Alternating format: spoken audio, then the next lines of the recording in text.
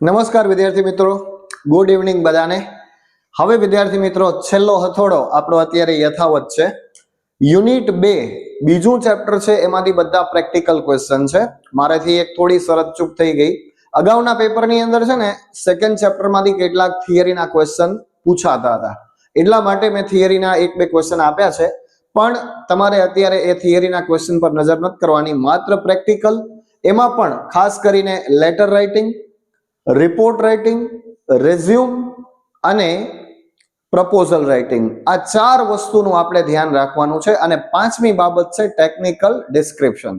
તો વિદ્યાર્થી મિત્રો આ પાંચ ટોપિક છે ને પરીક્ષાની અંદર હશે જ, પણ અલગ અલગ રીતે હશે। કદાચ એકબીજાના ઓપ્શનમાં હોઈ શકે, લેટરના ઓપ્શનમાં રિપોર્ટ હોય અથવા તો પ્રપોઝલના ઓપ્શનમાં રિઝ્યુમ આપેલું હોય, એટલે કોઈ પણ રીતે હોઈ શકે। એટલે બધા જ પ્રશ્નો ના આપણને માર્ક મળશે એવું જરૂરી નથી, પણ પાંચ ટોપિક પરીક્ષાની અંદર હશે, ઠીક છે। હવે એમાંથી કઈ રીતે પૂછાય છે, પેપર સેટર કઈ રીતે સેટ કરે છે એના પર ડિપેન્ડ કરે છે। તો હવે આપણે ઓર્ડર લેટર છે ને એનો માત્ર ફોર્મેટ જોવાનું છે। હવે પહેલી વાર છે એટલે અત્યારે મેં અહીંયા એડ્રેસ લખ્યા છે, પછી હું એડ્રેસ લખીશ નહીં, ડાયરેક્ટ કહી દઈશ કે સેન્ડર્સ એડ્રેસ, રિસીવર એડ્રેસ, મતલબ લેટર લખનારનું એડ્રેસ અને લેટર મેળવનારનું એડ્રેસ। પછી જે મેઇન બાબત આપણે લખવાની છે, જેને આપણે મસાલો કહીએ છીએ, બસ એટલું જ યાદ રાખવાનું છે। અમુક લીટી જ યાદ રાખવાની છે, બાકી ગમે એ લેટર પૂછાય આપણે એ જ લખવાનું, ઠીક છે। તો પહેલી જ વસ્તુ, ઓર્ડર લેટરનો મતલબ શું થાય કે ભાઈ આપણે કોઈ વસ્તુ મંગાવી છે, અગાઉ આપણે છે ને એને ઇન્ક્વાયરી આપી હોય, આપણે એને ઇન્ક્વાયરી કરી હોય, ઇન્ક્વાયરી લેટર લખ્યો હોય, એ ઇન્ક્વાયરી લેટરનો એ આપણને રિપ્લાય આપે, બરાબર છે। એટલે એ રિપ્લાય આપે છે, એના આધારે આપણે એને ફરી ઓર્ડર આપીએ છીએ, ત્યારે આપણે એને ઓર્ડર લેટર કરીએ છીએ। તો અહીંયા સૌથી પહેલા જે વ્યક્તિ લેટર લખે છે એનું એડ્રેસ આવશે, સેન્ડરનું એડ્રેસ, લેટર લખનારનું એડ્રેસ। બીજું એડ્રેસ છે એ લેટર મેળવનારનું, જેને આપણે લખી રહ્યા છીએ એનું એડ્રેસ, બરાબર છે। આ ફોર્મેટના પણ માર્ક હોય છે, એટલે એવા વિદ્યાર્થી મિત્રોએ ચિંતા કરવાની જરૂર નથી કે આપણને નથી આવડતું તો શું કરીએ, ફોર્મેટ લખી દેવાનું, બરાબર છે।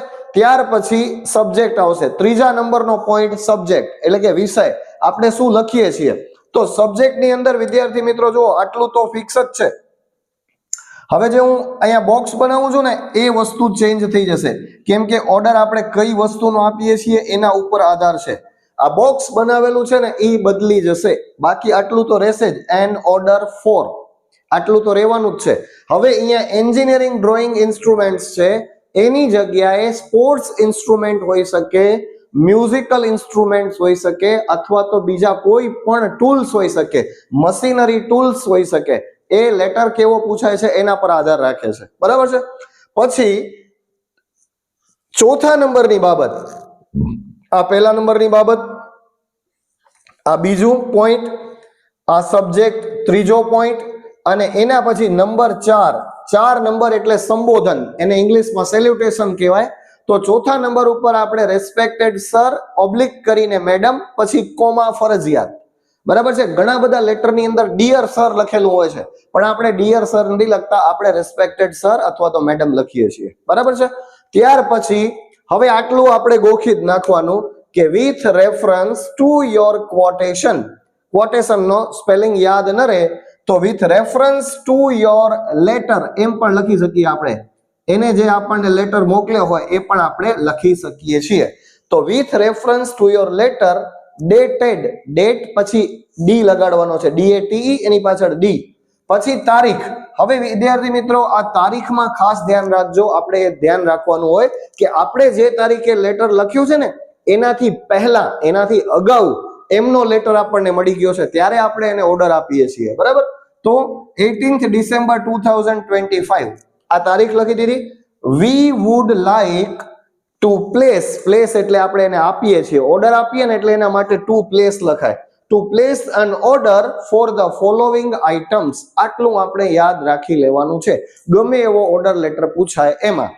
બીજા લેટરમાં શું યાદ રાખવાનું એ તમને 1.5 લીટી કહી દઈશ, બરાબર। ઓર્ડર લેટર માટે આટલું યાદ રાખવાનું, સિમ્પલ છે, સાવ આવડી જાય એવું છે, બરાબર છે।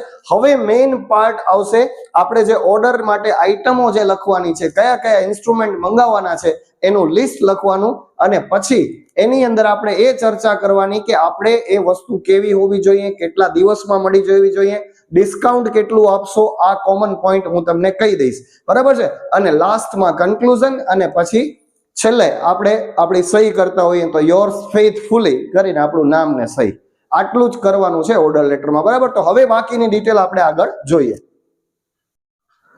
જે વસ્તુનો ઓર્ડર આપવાનો છે એના નંબર આપી દેવાના, વસ્તુનું નામ લખી દેવાનું અને સામે કેટલા પીસ જોઈશે એ લખી દેવાનું.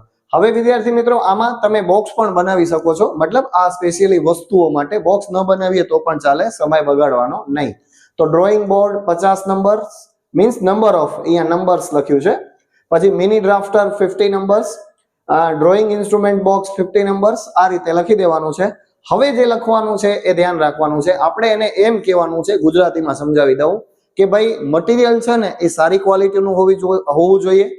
પછી એ જે વસ્તુ છે અમે મંગાવીએ છીએ એ 10 દિવસમાં આવી જવી જોઈએ. 10 દિવસ એટલે મતલબ કે આપણે ઓર્ડર આપ્યો ને એનાથી લઈને 10 દિવસ, પણ આપણે એમાં એમ લખ્યું નથી. પછી પેમેન્ટ અમે કઈ રીતે કરશું તો કે જે તમારા લેટરમાં નિયમ છે, પેમેન્ટ છે એઝ પર રૂલ એમ લખી દેવાનું, બરાબર છે. અને પછી લાસ્ટમાં એટલું લખવાનું કે kindly confirm the order as soon as, kindly confirm the order, અમારો ઓર્ડર છે ને એ ફાઇનલ કરો જેટલું બને એટલું જલ્દી. પછી થેન્ક યુ પછી ફૂલ સ્ટોપ, યોર્સ ફેithફુલી પછી કોમા. અને અહીંયા જો સૂચનામાં નામ આપેલું હોય તો એ નામ લખવાનું.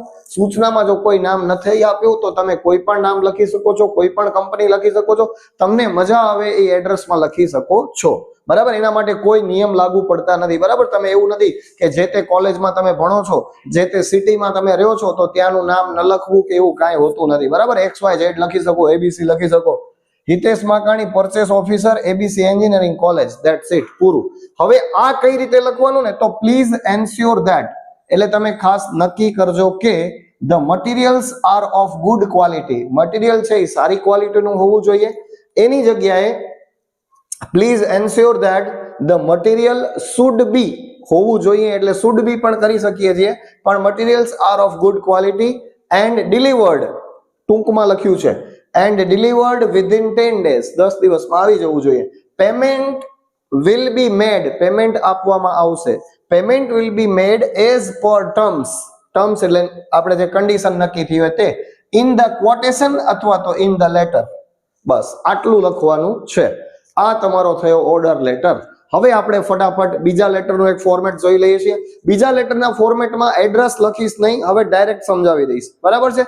એટલે તમને સીધો ખ્યાલ આવી જાય. એક લેટર આને વ્યવસ્થિત જોઈ લેજો, આના પ્રમાણે હું બીજા લેટરના ફોર્મેટ મૂકતો જઈશ, બરાબર છે. ખાસ જોઈ લેજો.